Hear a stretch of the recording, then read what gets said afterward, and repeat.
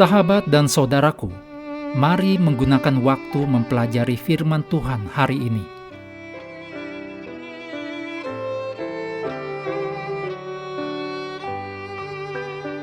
Jumat, 21 November, ini adalah bagian pendalaman untuk pelajaran Raksasa Iman, Yosua dan Kaleb.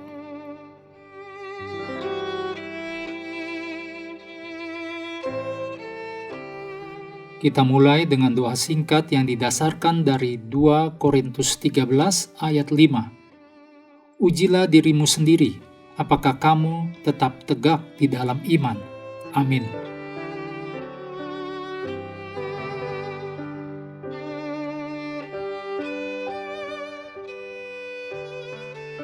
Berikut ini adalah kutipan dari tulisan Ellen G. White, Alpha dan Omega volume 2, halaman 121.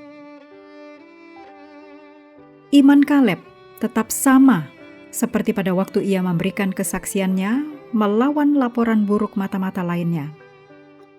Kaleb telah mempercayai janji Allah bahwa Allah akan membawa umatnya untuk mewarisi Kanaan. Dan dalam hal ini, Kaleb telah menaati atau menuruti Allah dengan sempurna. Bersama Israel umat Allah, Kaleb telah menanggung pengembaraan panjang di padang gurun. Sehingga Kaleb turut menanggung kekecewaan dan beban orang-orang yang bersalah. Namun Kaleb tidak bersungut-sungut karenanya, melainkan mengagungkan belas kasihan Allah yang telah menyelamatkan hidupnya di padang gurun ketika saudara-saudaranya dibunuh. Di tengah segala kesulitan, bahaya, dan kesulitan perjalanan di padang gurun, selama perang sejak memasuki Kanaan, Tuhan telah menyelamatkan hidup Kaleb. Dan kini, di usianya yang lebih dari 80 tahun, semangat keberaniannya tak pernah padam. Kaleb tidak meminta bagi dirinya sendiri tanah yang sudah ditaklukkan, melainkan ia meminta tempat yang menurut para mata-mata dianggap mustahil untuk ditaklukkan, yaitu tempat yang paling sulit untuk ditaklukkan. Dengan pertolongan Allah, Kaleb merebut benteng ini dari para raksasa yang kekuatannya telah menggoyahkan iman Israel. Bukan keinginan akan kehormatan atau kesombongan yang mendorong permintaan Kaleb. Prajurit tua yang berani ini akan memberikan teladan bagi umat yang akan memuliakan Tuhan dan mengilhami suku-suku untuk menaklukkan seluruh tanah yang sebelumnya telah dinyatakan oleh para leluhur mereka tak bisa dikalahkan.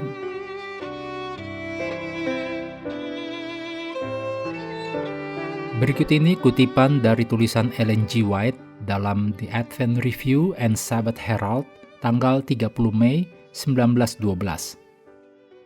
Iman Kaleb kepada Allah lah yang memberinya keberanian, yang menjauhkannya dari rasa takut kepada manusia, dan memampukannya untuk berdiri dengan berani dan tidak gentar dalam membela yang benar, melalui bergantung pada kuasa yang sama dari Jenderal Perkasa Bala Tentara Surga.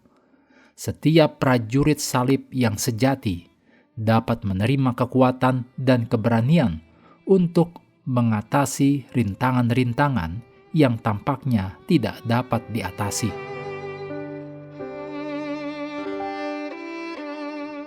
Berikut ini hal-hal untuk diskusi. Yang pertama, diskusikanlah kekuatan tekanan teman sebaya dan keberanian yang diperlukan untuk berbicara ketika orang lain tidak berbicara. Apakah peran keberanian dalam mempraktekkan iman kita? Kita perlu dan dapat menghindari sikap tidak sopan ketika kita sedang membela apa yang kita yakini benar. Yang kedua, bagikanlah dalam diskusi contoh iman dari gereja atau komunitas Anda yang telah membentuk hidup dan karakter Anda. Bagikan sifat-sifat dari orang-orang ini yang layak untuk diteladani. Yang ketiga, diskusikan pengaruh media terhadap kehidupan kita, serta bagaimana menghindari dampak negatif media, sekaligus memanfaatkan potensinya untuk tujuan yang baik. Yang keempat, renungkan kerendahan hati Yosua sebagai seorang pemimpin dan keinginannya untuk tinggal dekat dengan Bait Kudus. Teladan Yosua yang berbicara kepada kita saat ini perlu dihidupkan.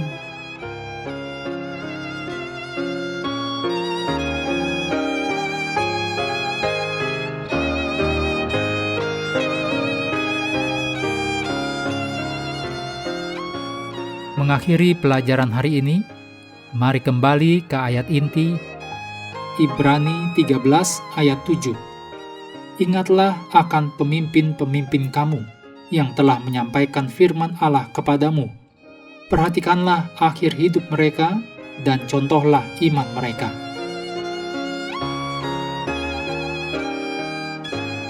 Sahabat juga perlu melengkapi waktu untuk bersekutu dengan Tuhan setiap hari.